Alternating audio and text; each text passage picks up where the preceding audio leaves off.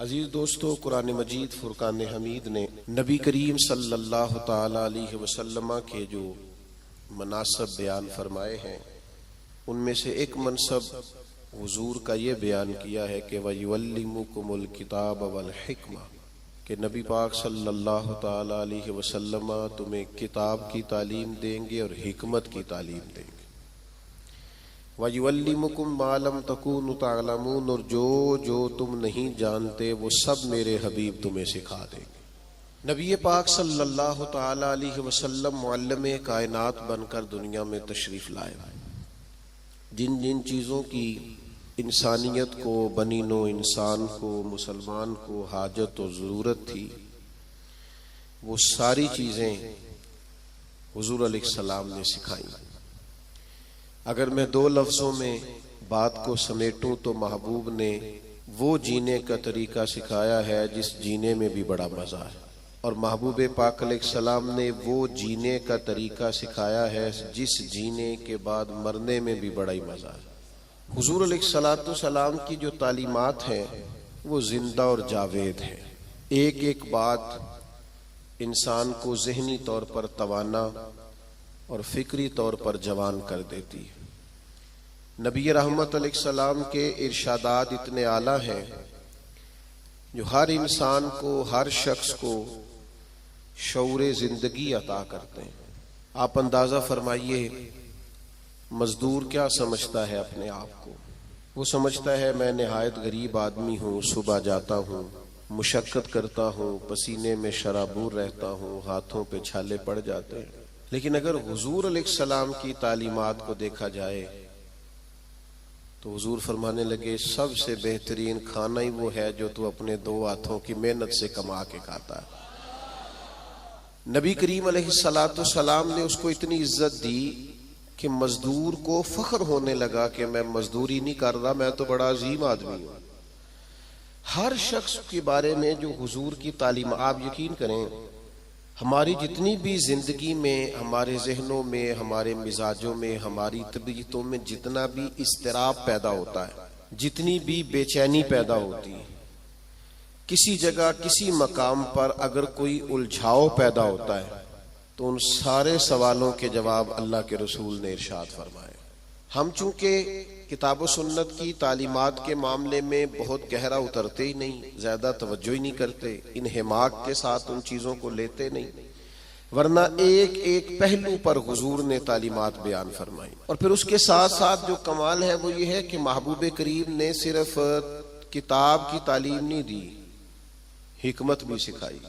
दानाई बड़ी नेमत है, हिकमत बड़ी सादत है, और नबी पाक सल्लल्लाहु ताला अलैहि वसल्लम हिकमत की तालीम इरशाद फरमाने वाले। हमारे यहाँ ना जल्दबाजी, बेचैनी, बेकरारी और फेमस होने का शौक और आगे बढ़ने का शौक और अपनी जिंदगी के अंदर तरह तरह की इंसान की उछलती और मचलती ख्वाहिशात, ये उसे हिकमत से दूर कर देती हैं। नबी पाक सल्लल्लाहु ताला अलैहि वसल्लम ने हमें जो हिकमत अता की है ना, वो इंसान को बुर्दबार कर देती है, उसकी जिंदगी में ठहराव आ जाता है। वो जिस मकाम पे भी होता है वो अपने आप को अल्लाह तबारक व तआला की खास रहमत में शुमार करता है। उसे एक खास किस्म का इत्मीनान कल्बी और इंशराह सदर नसीब होता है। देखें, एक ही काम है, उसे बेचैन होके कर लिया जाए फिर भी उसने हो जाना है, बेचैन होके कर लिया जाए, परेशान होके कर लिया जाए, उलझ के कर लिया जाए और उकता के कर लिया जाए तो काम फिर भी हो जाता है। लेकिन वही काम अगर सुकून से कर लिया जाए, ठंडक से कर लिया जाए, जरा मुस्कुरा के कर लिया जाए, जरा बुर्दबारी से कर लिया जाए, तो उसका नतीजा ये निकलता है कि इंसान ना सुकून में रहता है। हमारे यहाँ चूंकि दानाई नहीं होती तो जो बिल्कुल सही चीज होती है ना, उसका भी हम ऐसा उलट मतलब बयान करते हैं, ऐसा इनफिरादी मतलब बयान करते हैं कि वो सही बात भी बाज़-औक़ात ना गलत हो जाती है। आप सही बात भी करें, वो कुछ लोग कहते हैं जी मैं इसलिए कड़वा हूं कि मैं सच बोलता हूं, तो मैंने कहा ऐसी बात नहीं है। दुनिया में सबसे ज्यादा सच नबी करीम ने बोला है। पर इतना मीठा करके बोला है कि दिल नहीं रूह तक उतर गया है। अजीज दोस्तों, एक बादशाह ने ना ख्वाब देख लिया था। उसने ख्वाब देखा कि मेरे सारे दांत टूट गए। उसने एक ताबीर बताने वाले से ताबीर पूछी कि ये मेरे सारे दांत टूट गए, इसकी ताबीर क्या है। तो वो ताबीर बताने वाला परेशान होकर कहने लगा, बादशाह बात बड़ी खौफनाक है, जो ख्वाब आपको आया है ताबीर बड़ी खतरनाक है। ताबीर ये है कि आपके सारे रिश्तेदार, बहन भाई, बीवी, बच्चे आपकी जिंदगी में फौत हो जाएंगे। बादशाह को बड़ा गुस्सा आया, उसने सजा दी कि कैसी खौफनाक खबर सुना रहा है, सारे चले जाएंगे तो मैंने जी के क्या करना है। कुछ दिनों के बाद एक और ताबीर करने वालों को बुलाया और उसे बुला के कहा कि मैंने ये ख्वाब देखा है कि मेरे सारे दांत टूट गए हैं, तो ताबीर क्या है। तो वो कहने लगा, बादशाह ये तो बड़ा अच्छा ख्वाब है। उसने कहा क्या मतलब। कहने लगा, इस ख्वाब की ताबीर ये है कि आपके खानदान में से सबसे लंबी उम्र अल्लाह आपको अता फरमाएगा। बादशाह ने इस बंदे को इनाम दिया, ताइफ दिए और बार बार आने की दावत दी। मेरा ख्याल है ताबीर एक ही नहीं बताई दोनों ने, लेकिन बात अगरचे बेसलीका हो कलीम, पर बात करने को सलीका चाहिए। हम ना अपने बच्चों को इस तरह समझाते हैं कि वो बच्चे बजाय समझने के नाराज हो जाते हैं।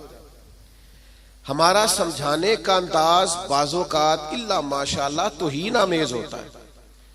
हमारा बाज़ोकात बाज लोगों से मिलना, बाज लोगों के साथ रब्त रखना, उसमें खूबसूरती नहीं होती। दानाई, तदब्बुर, हिकमत, मामला फहमी, ये एक बड़ा जरूरी काम है, एक बड़ा समझदारी वाला काम।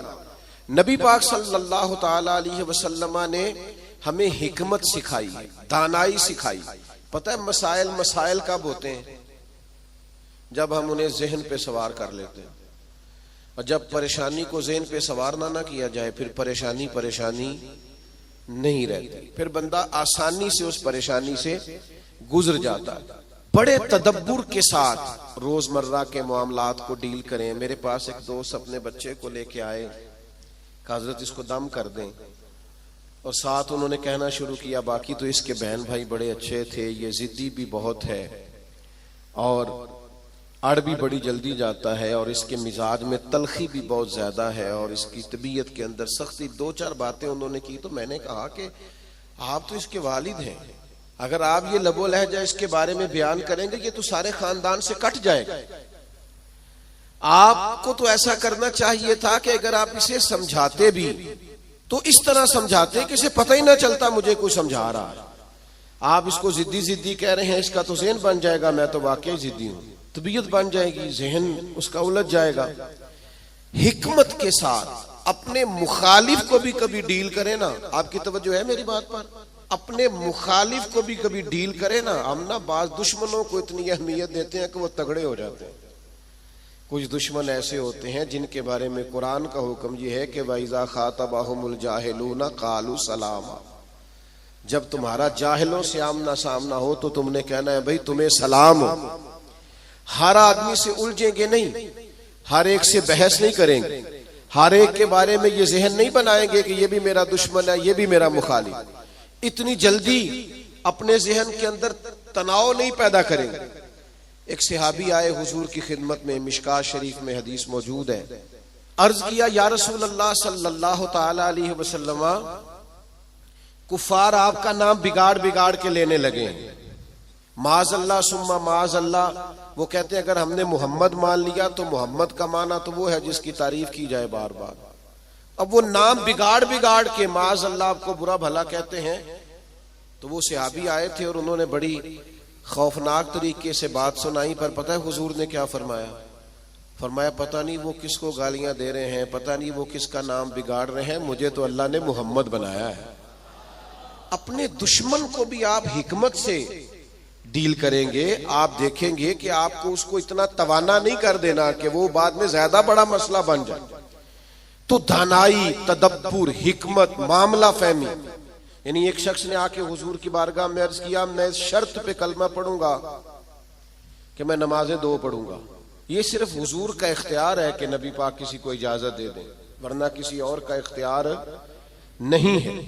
मैं फकत 2 नमाजें पढ़ूंगा। अगर आप इजाजत देते हैं तो मैं कलमा पढ़ता हूं। अल्लाह के हबीब ने फरमाया तो आजा दो ही पढ़ लेना। शारहीन हदीस ने लिखा है उसने 2 नमाजों की शर्त पे कलमा पढ़ा था, फिर वो तहज्जुद भी पढ़ा करता था। हमारे यहाँ ना लोगों को मौका ही नहीं दिया जाता मस्जिद आने का।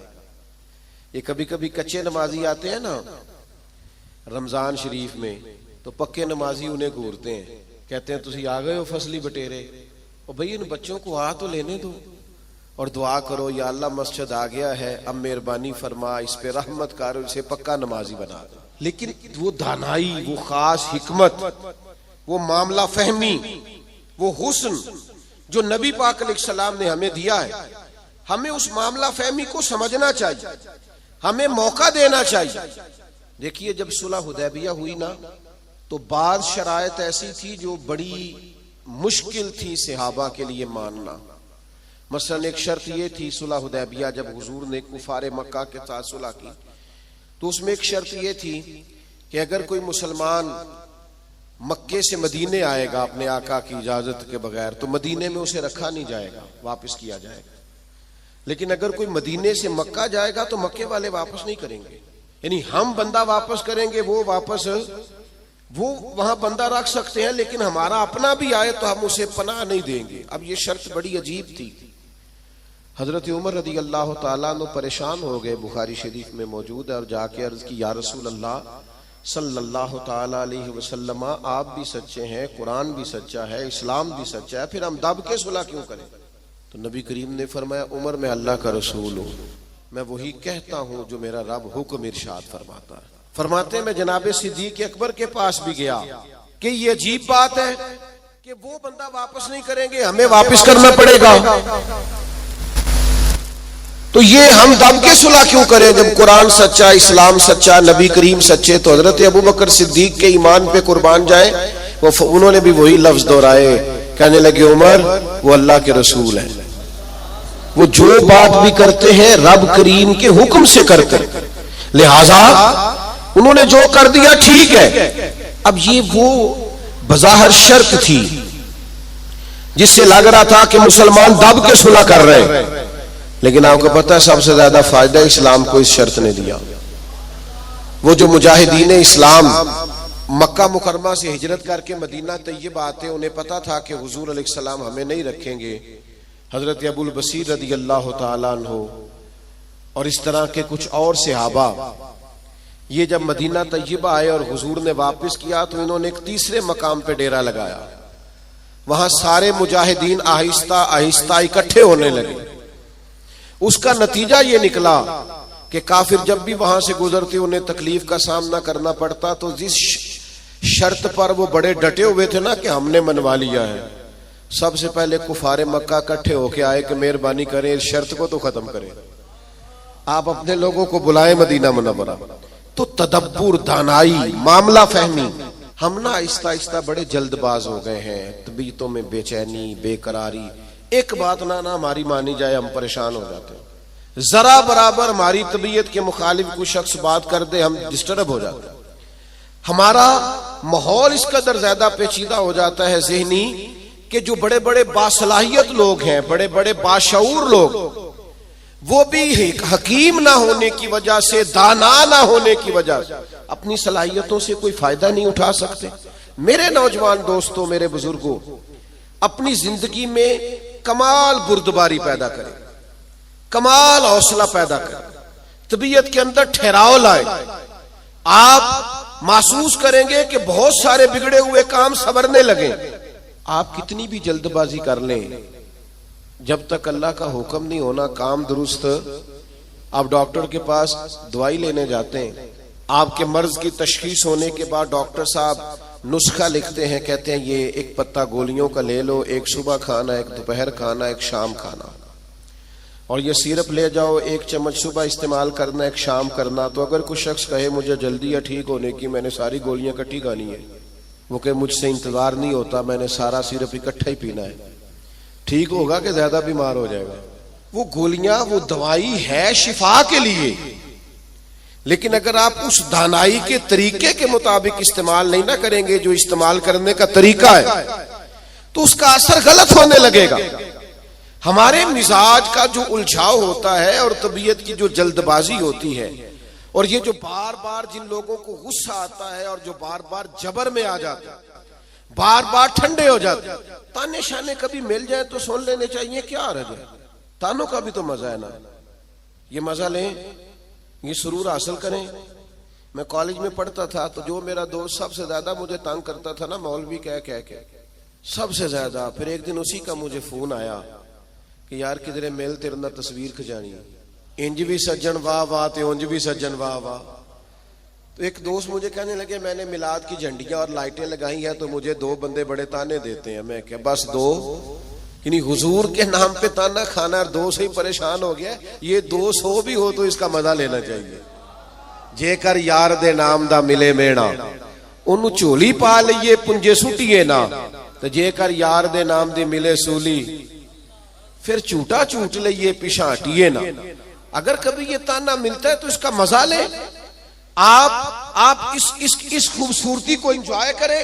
लेकिन आप परेशान हो गए हो फलाने ने 2 बातें कर दी तो अच्छा किया ना कर दी, अच्छा किया ना कर दी, आपको संभलने का मौका मिलेगा। वो जी सारे मेरा साथ छोड़ गए तो ठीक किया सबने, आप मजबूत हो जाएंगे जब सारे साथ छोड़ जाएंगे। जब सहारे हट जाते हैं तो इंसान को संभलने का मौका मिलता है। जब तक हम दानाई के साथ, हिकमत के साथ मामलात को नहीं लेके चलेंगे, आप अपने बच्चों की परवरिश करें तो वो तरीका जो हुजूर ने हमें हिकमत सिखाई, आप अपने बुजुर्गों की खिदमत करें तो वो तरीका जो नबी पाक ने हमें सिखाया, आप रिश्तेदारों के साथ लेन देन करें, मामला करें, तिजारत करें तो वो तरीका इख्तियार करें जो हुजूर ने हमें सिखाया। आप अपनी तबीयत के अंदर एक अजीब सा सुकून महसूस करेंगे। फैसले इस तरह के करें कि थोड़ा सोच समझ कर, जज्बाती फैसले कभी ना करें। हुजूर के ऐलान नबुव्वत से पहले जब दोबारा बैतुल्लाह शरीफ की तामीर की थी ना अहले कुरैश ने, अब चूंकि वो थे तो सारे आपस में, पर हर कबीला एक दूसरे से लड़ता बहुत था, तो हर बात में लड़ पड़ते थे, मैंने आगे जाना है, मैंने आगे जाना है। तो वो सारे कबीले शामिल थे। अब जब बैतुल्लाह शरीफ की नई तामीर हो गई तो हजर अस्वद नस्ब करना था, उस पर झगड़ा हो गया। एक कबीला कहता है मैंने नस्ब करना है, दूसरा कहता है मैंने नस्ब करना है, तीसरा कहता है मैंने करना है। और कुछ तो ऐसे थे जिन्होंने प्याले में खून डाल के बीच में हाथ रख के कस्में भी उठा ली कि अगर हम नहीं करेंगे तो करने भी नहीं देंगे, फसाद होगा। फिर तय हुआ कि जो सुबह सबसे पहले हरम काबा में दाखिल होगा उससे फैसला कराएंगे। कमाल की बात यह कि सबसे पहले हरम काबा में रसूल रहमत तशरीफ लाए। असीर दुश्मन की चाह में भी, मुखालिफों की निगाह में भी, अमी है, सादिक है, मोतबर है, मेरा पैगंबर अजीम तर है।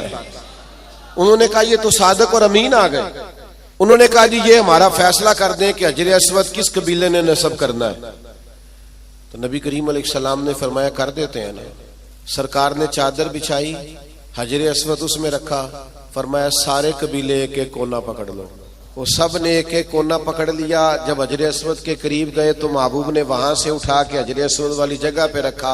अब चारों तरफ देखा तो सबको यूं ही लग रहा था मैं उठा के लाया हूं, मैं उठा के लाया, मैं उठा। हम तो अपने बच्चों के बीच लड़ाई करा देते हैं, ये कह कह के कि ए मेरा पुत्र ज्यादा लेके।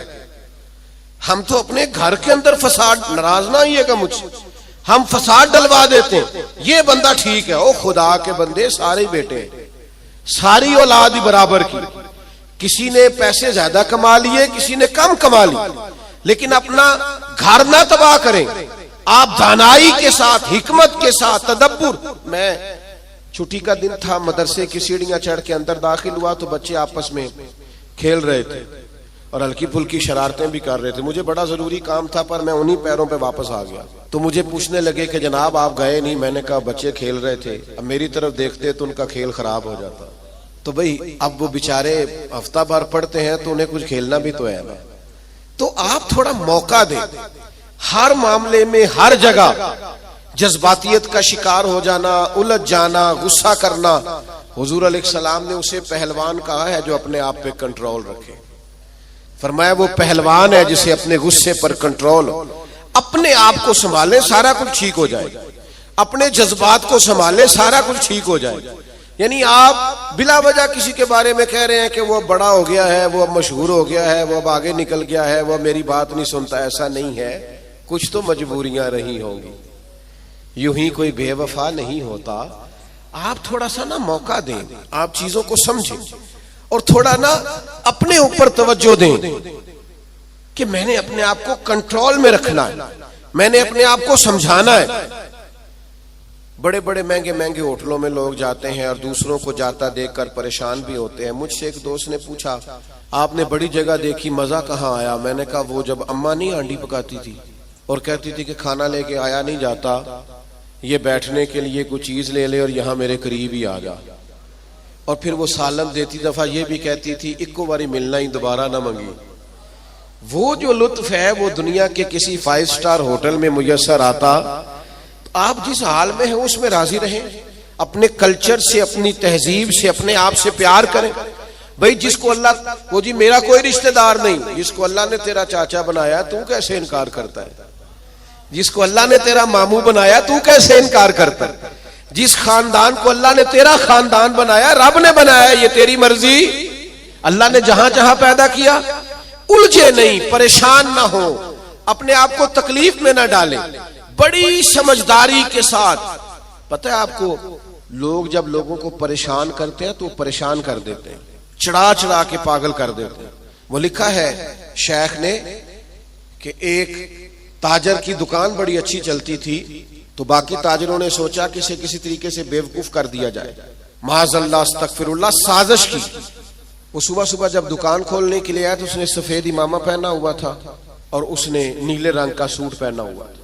तो पहला ताजर ही उसे देख के कहने लगा, माशाल्लाह, सफेद लिबास पर आपका ये काले रंग का इमामा कितना प्यारा लग रहा है। उसने कहा, पागल हो गए हो, मेरा तो ये सफेद रंग का है। तीसरा भी मिला तो उसने कहा, काले रंग का इमामा कैसे लग रहा है? उसने यहां से आगे करके देखा कि तो वाइट है। फिर उसने कहा, चौथे ने कहा, पांचवें ने कहा, तो बंदा ज़हनी तौर पे उलझ गया। इतना उलझा कि सारा दिन दुकानदारी ना हो सकी, बल्कि बाद ने लिखा कि इस तरह के लोग तो दीवाने हो जाते। तब वो एक सियाने बंदे के पास गया, उसने कहा कि जनाब मैं ज़हनी तौर पे परेशान हूँ, ग्राहकों से भी लड़ता हूँ, आजमाइश बड़ी हो गई है, मसला क्या है? तो उन्होंने कहा, असल में तूने मुखालिफों की बातें तवज्जो से सुननी शुरू कर दी। हाँ, मुखालिफिन की वो बात तवज्जो से सुननी चाहिए जो हमारी वो गलती बयान करे, लेकिन वो बातें जो चढ़ाने के लिए उससे सरफे नजर किया जाए। अपने आप को आप कंट्रोल में रखें, ये नबी पाक अलैहिस्सलाम की दी हुई हमारे लिए हिकमत है।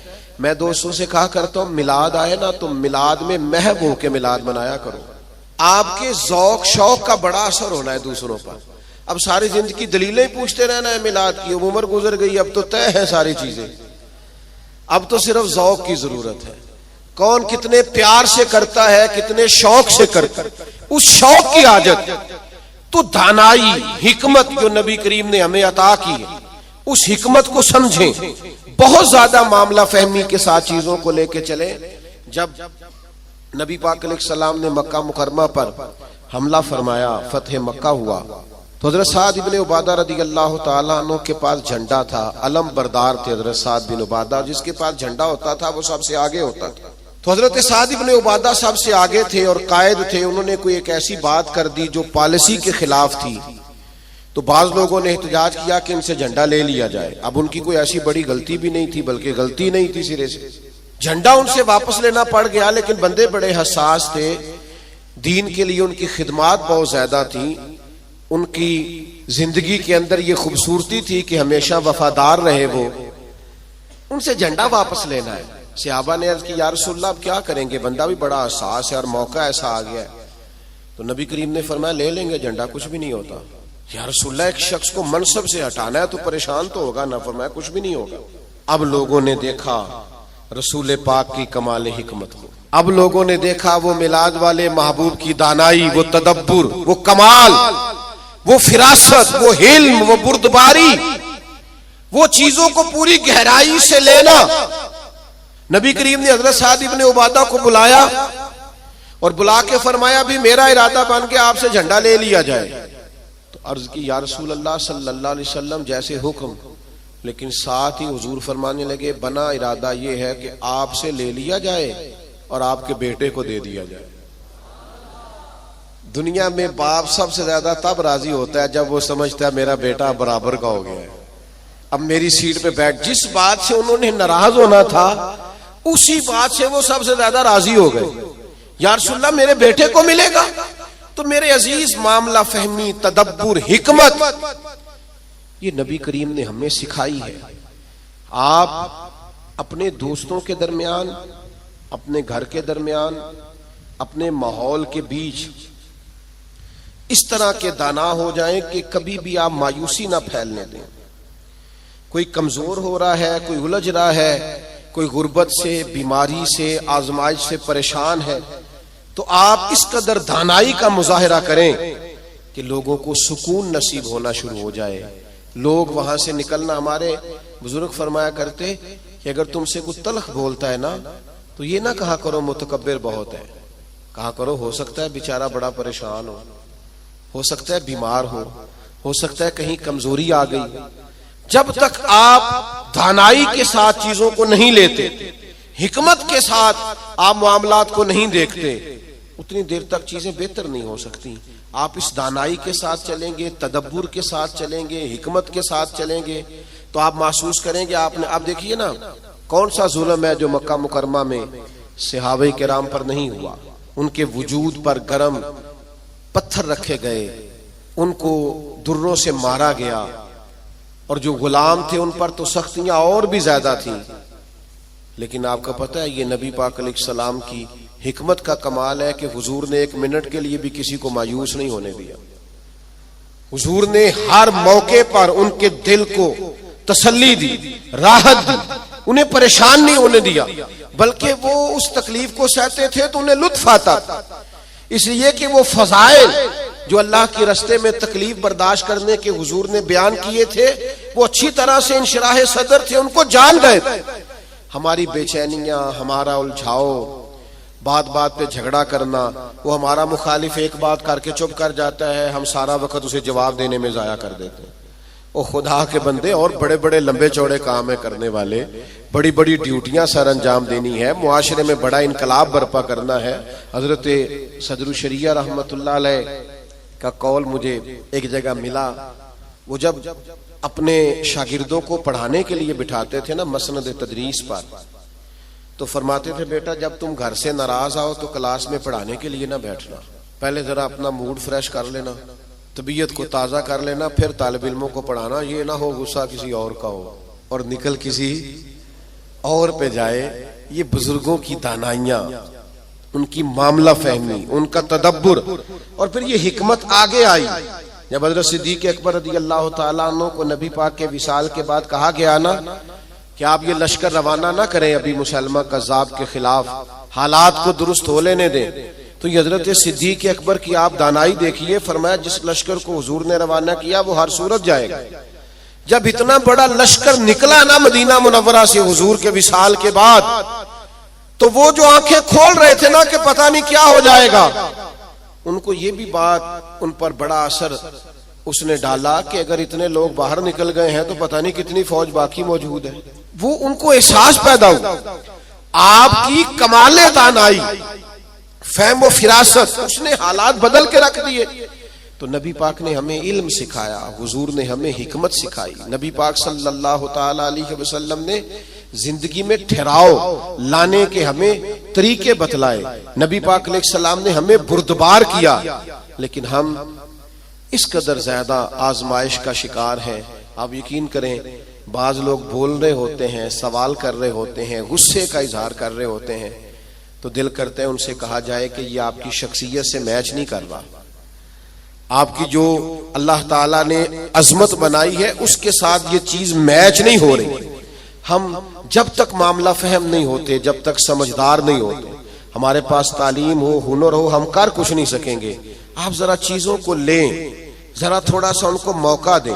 जरा मैं किसी शख्स से आपकी बहस हो जाए ना, तो उसने 4 बातें की, आपने 6 कर दी, फिर वो 10 कर देगा, फिर आपको 12 करनी पड़ेंगी। आप जीत सकते हैं। उसका बेहतरीन हल पता क्या है? वो बातें करे, आप जरा चुप कर दें। वो 2 करेगा, 4 करेगा, 6 करेगा, आखिर में कहेगा तू मैनू पागल समझना है, तो जवाब दे कि किसी को पागल नहीं किया जा सकता, चुप रह के दूसरे को पागल भी किया जा सकता है। अल्लाह माफ फरमाए, माअज़ल्लाह। तो कभी कभी अपनी जिंदगी के अंदर खामोशी भी बहुत बड़ा तूफान होती है। फटाफट पर वो बहुत सारे लोग हैं, वो कहते हैं जी मैं इतने अच्छे अच्छे काम करता हूं तो देखें लोग तवज्जो नहीं करते। तो मैं कहता हूं लोगों के लिए करते हो तो फिर ले लो दाद, और अगर अल्लाह के लिए करते हो तो फिर इसका तो पता सुबह कयामत चलेगा कि मालिक क्या एजाज देता है। अपने आप को सुकून में लाएं, बुर्दबार बने। करीम महबूब ने बुर्दबारी सिखाई, और इल्म का रास्ता इख्तियार करें, समझ का रास्ता इख्तियार करें। आप जब तक राह इल्म पर नहीं चलते, एक एक बात को सीखना शुरू नहीं करते, उतनी देर तक आपको आसानी नहीं मिलेगी। एक मेरी आपसे गुजारिश है, बात समेटने से पहले पूरा महीना मिलादे पाक का दुरूद पढ़ के गुजारें। मोबाइल रखे हुए ना आप सब ने माशाल्लाह, एक एक तस्बीह भी साथ रख लें। ये जिस तरह मोबाइल हाथ में हो तो चलता नहीं रहता, तस्बीह होगी तो वो भी चलेगी इंशाअल्लाह। दुरूद पाक पढ़ें, मिलाद